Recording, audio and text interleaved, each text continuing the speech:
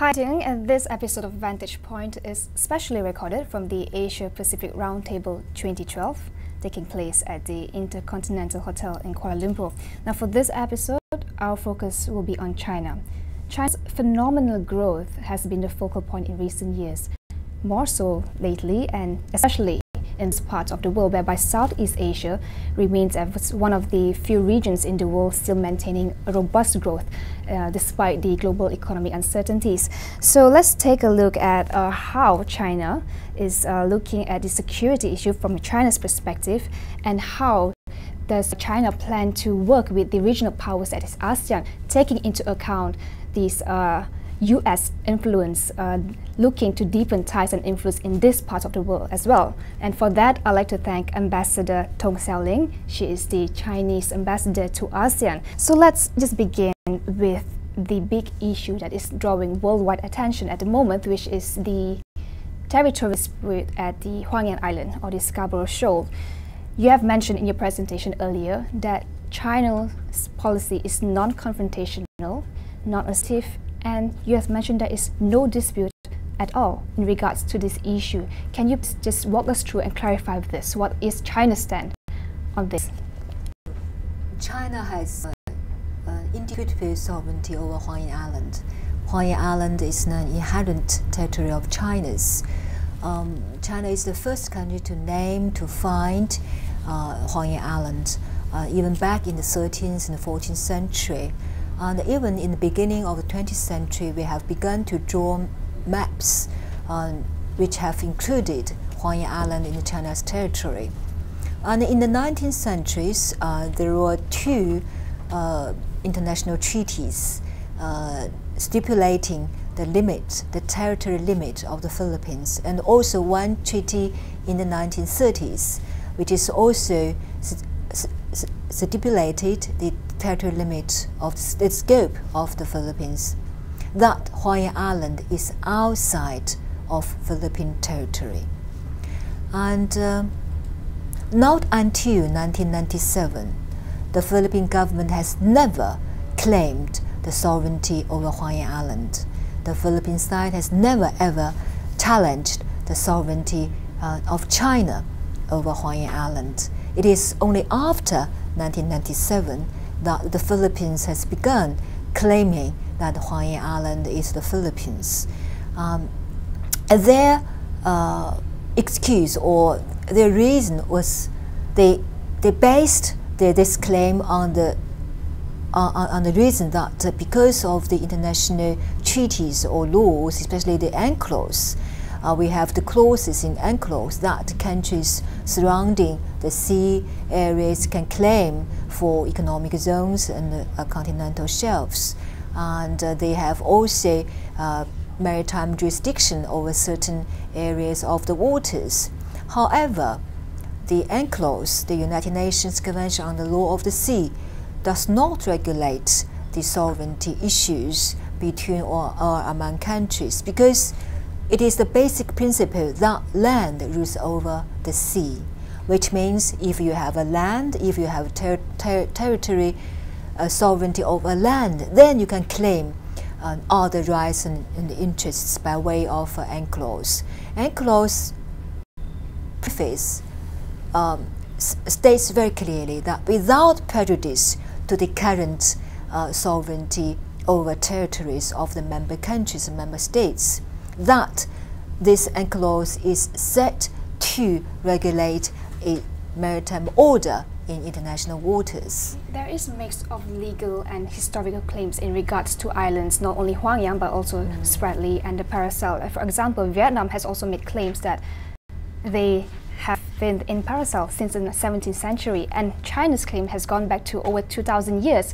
So what kind of mechanism should we fall back on when, let's say, another tension starts up again? And in regards to these islands, what is there a code of conduct that the claimants can work together on the issue? There are only disputes between China and some claimant countries over the sovereignty of certain island shells in the Shan Islands, not in other parts of the South China Sea. and we have very strong legal and historical basis to support our position and stance. Even so, we would like to address these issues and settle these disputes through bilateral consultations and negotiations and by way of diplomatic means. It has been our very consistent position to settle disputes only between parties directly to the dispute. Well, under the framework of ASEAN and China, which is under the 10+1 framework, we have signed the Declaration of Conduct of Parties in the South China Sea, which we call it the DOC. DOC is a political document meant to promote confidence between China and those ASEAN claimant countries. It is not a settlement regime. It is not meant to settle disputes. It is meant to pave for the ways and to lay conditions for the future final solution between China and other countries. And the principles and the spirit of DOC is for China and other claimant countries to maintain peace and stability in the South China Sea without resorting to unilateral actions and unilateral provocations. Then we have conducted many rounds of consultations and discussions with ASEAN counterparts. Nowadays, all the venues and all the channels are still open for the continued working group meetings and SORM leader meetings. If you take a look at South China Sea, it's just not about territorial dispute, it's also about economic, trade, eco-marine and oil as well. And we have seen that more players are coming in to be part of this this region to deepen ties and influence. For example, is the United States, and there is concern about the rising military build-up between China and US. So, what are your thoughts on this? I can't agree that since we have dispute in South China Sea between China and a certain number of claimant countries, that the freedom of navigation and maritime security has been jeopardized in the South China Sea. We don't see it, and there's no single case of jeopardized freedom of navigation and maritime security vis-a-vis the sea lanes in the South China Sea since the 1970s. There's no single such case. These two categories. One is the territorial and maritime disputes between China and certain countries over the Nansha Islands, and also the maritime delineation in that part of the waters. The other one is the question of freedom of navigation. We don't see problem here. There's non-issue, non-question. Some countries are using this as kind of excuse to beef up their military build-up and an excuse to resort to military armaments. And they are finding enemy, they are finding issues here, and they are looking for a kind of target, so that they have every reason to build up their military, to build up their defense. And they finger point China as a provocative party to be responsible for all the tensions, for all the problems popping up in South China Sea. Okay. That is not fair. Right. If you were to step back and take a look at out of the military, the military and also the territorial dispute, I want to know what are your thoughts on China's and U.S. cooperation and competition, which is it seems like it's going in parallel at the same time. There are more cooperation between these two big superpowers, but at the same time, as ASEAN, as a region, we see that there is more competition as well. But we have to go for the first commercial break. We will be back very shortly, and so stay with us.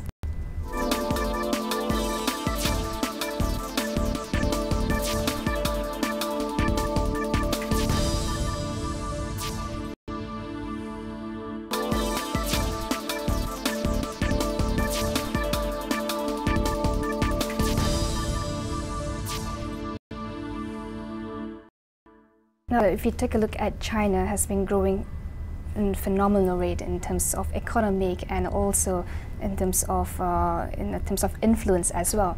And looking at this Asia-Pacific region, we know that the United States are looking to realign their interests here, especially in Southeast Asian countries as well, looking at the reforms happening in Myanmar and also in Indonesia. There is tons of opportunities going on here. So my question is, how can this delicate power balance between China and US, how do you maintain this kind of cooperation? China is the largest Asian country in this region, and while the United States is also another largest power in the Pacific. Yes. And both China and the United States are important countries and powers in the Asia Pacific. And we do see we share common responsibilities to maintain peace and to ensure prosperity and sustainable development in Asia and the Pacific. And the Pacific Ocean is large enough to accommodate the different national interests of the United States and China.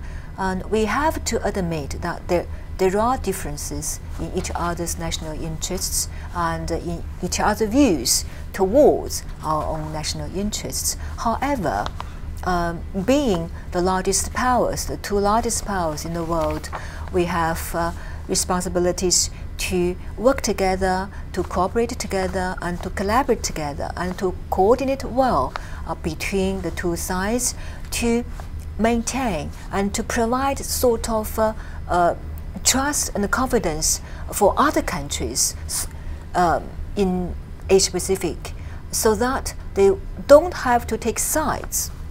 They don't have to choose between the United States and China. So what are some of the common grounds that both powers can work on? For instance, how we design a kind of Asia-Pacific architecture for sustainable development. We have this East Asia cooperation process initiated by ASEAN, 10+1, 10+3, the EAS, and also we have other Track 1 and Track 2 official and non-official security, multilateral security dialogue and cooperation mechanisms. US and China can work within these frameworks to ensure and to provide confidence and assurance. Okay, if we want to take a step back and look at China's relationship with ASEAN, we have one that is quite positive since the last 2 decades. If you can walk us through at some of the achievements that was made for the past 20 years between ASEAN and China. We have achieved a lot of we have accomplished a lot of achievements between China and ASEAN over the past 2 decades of cooperation. We have just gone a long road since the early 1990s to establish the strategic partnership between China and ASEAN. Politically speaking, we have a deeper understanding between each other, and our leadership have more frequent exchanges on important international issues and regional issues. Economically speaking, we are more integrated than ever before. And I remember in 1991 when we just had dialogue relations with ASEAN countries, the bilateral trade between the two sides was less than $1 billion. But nowadays, you see, our bilateral trade between the two sides has reached $360 billion. It is an annual growth or annual increase of 20%. Over the past 20 years. And in the area of people-to-people exchanges, we have many bilateral exchanges and activities between our two peoples and the societies between among the 11 countries. And our target is that we reach the 150 million person times by year of 2015. And also by 2020, we will exchange a double 100,000 scholarship students, which means China will send by 2020 100,000 students studying in Southeast Asian countries, and vice versa, ASEAN countries will send 100,000 students studying in China. To look at from the security perspective, ASEAN countries, some of us are still not aligned on certain issues, and it is throwing in like United States and Australia and China into the equation. It is in fact quite complex. So from China's perspective, how do you plan to work with the regional powers, that is ASEAN, in terms of security? I think ASEAN needs a balanced relationship between itself and other major powers and key players in Asia Pacific. We fully understand this ASEAN's foreign policy. This is a cornerstone of ASEAN's foreign policy. We also wish to establish a balanced relationship and healthy and a stable relationship, not only between China and ASEAN, but also via ASEAN between China and other key players in Asia Pacific and also in East Asia.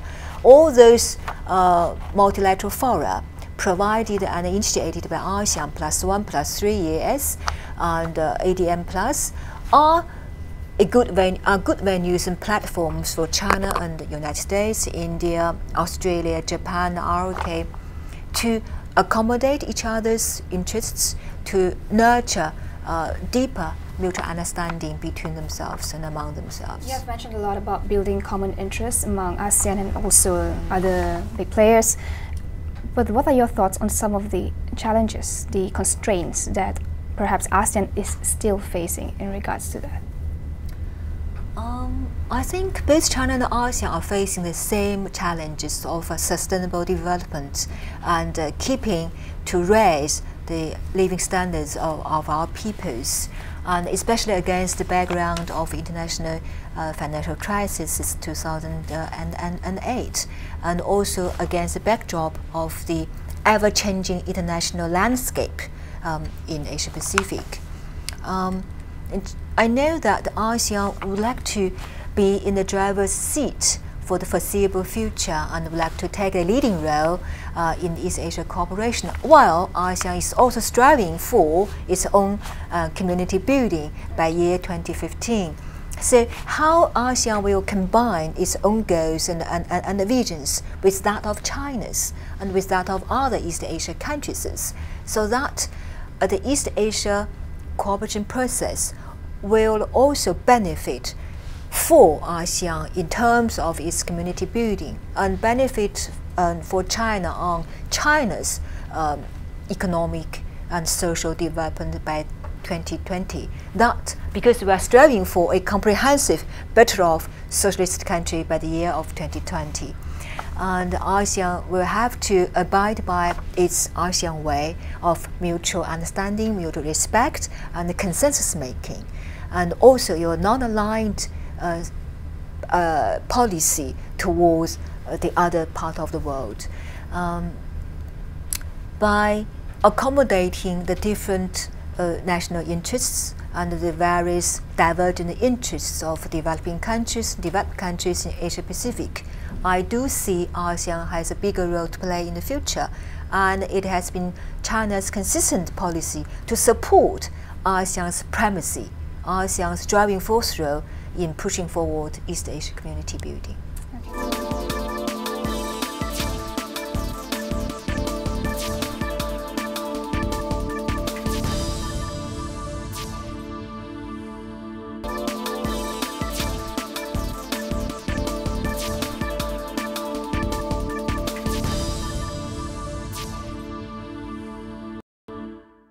Back, we are still on the topic of China and its role in ASEAN, and it's certainly quite an exciting time here in Southeast Asia, as we see that many opportunities in regards to, for example, Indonesia's phenomenal growth as well, and the recent Myanmar reforms.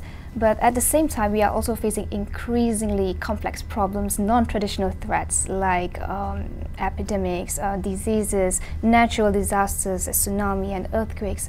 And how do you see, in regards from China's perspective, how do you see a better collaboration? It is an increasingly interdependent world, and countries are interdependent with each other and with one another. So to address those emerging and new security threats, especially the non-traditional or non-conventional security challenges, it calls for regional and international cooperation. We have many mechanisms in Asia Pacific, AIF, CSCAP, the Asia-Pacific Roundtable, and we have also other bilateral arrangements, bilateral agreements to provide for platforms and venues for bilateral and multilateral cooperation to address these new challenges. For instance, we have many joint exercises on disaster relief, and also we have seminars, workshops on energy, food security, and we have discussions and deliberations at various levels on climate change, and also within the framework of +1 and +3, we have programs, for instance, of East Asia Emergency Rice Reserve, and we have many set platforms for those cooperation projects to address non-conventional challenges.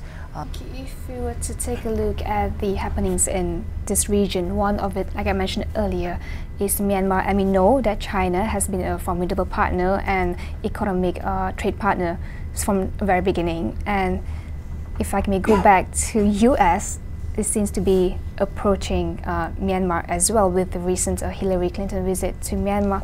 I'd like to know China's stand on this in regards to Myanmar's reforms. Yeah, China and Myanmar are old friends and good neighbors for centuries. And we welcome the improvement of Myanmar's external relations with other countries, especially with the Western countries, the Western powers. We stand for Myanmar's sovereignty, territorial integrity, Myanmar's security, Myanmar's sustainable development and social development. We think Myanmar should push forward its political reforms along the road of chosen paths by the Myanmar people themselves, not by the outside intervention. What we can do from outside Myanmar is to help the country to maintain its security and stability. And we also wish to see national reconciliation within Myanmar, because we enjoy long land border with Myanmar. And if the country is not stable, it's not secure, then we have problems in our border area. We have the refugees to flee from the domestic conflicts and clashes along the border area. So that is, we wish Myanmar well, and also we can help Myanmar achieve certain social and economic development goals by helping and by having some projects in Myanmar in areas of infrastructure, in areas of education, in areas of public health and training, and also in providing a fair and a just environment at the regional level for Myanmar to be a member of the community of Asia Pacific. In the last decade, we have been doing this on many occasions for Myanmar's sake. Okay, that's on the final note. China, being the second largest economy in the world, is still a developing country, and that in regards to that, I believe ASEAN and China shares that same common interest. What do you think the way forward? ASEAN want to be, like you mentioned, a key driver in economic trade, regional and peace and security. So how do you think China and ASEAN can work best coming for this next 2015 and beyond that as well? It's a very good question. Still see a very bright prospect for China and ASEAN's partnership to be leveled up even in the next 20 years. The future priority is for the deepening of political mutual trust between the two sides, and also deeper economic integration, because now we have the ASEAN plus China free trade area, and then we would like to increase our bilateral investment in the future. And the other things that we have to carry out or open new horizon of maritime cooperation between China and ASEAN, because we set up a fund for China and ASEAN maritime cooperation by value of 3 billion Chinese renminbi yuan. We hope that this fund will be made good use of, so as to help promote trust between the two sides and to minimize the differences between the parties concerned. And another point which is very important I would like to stress on is the people-to-people and social foundation of the two sides. We need to cement and enhance further people-to-people contact, people-to-people exchanges. So I think in the next 15 to 20 years, we need to do more people-centered projects between the two sides, so that the friendly relations between two sides will benefit the people in the end. All right. Thank you so much, Ambassador, for your thoughts and clarification.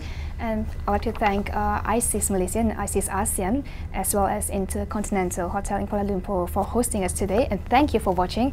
And we'll see you again on the next episode of Vantage Point. Goodbye.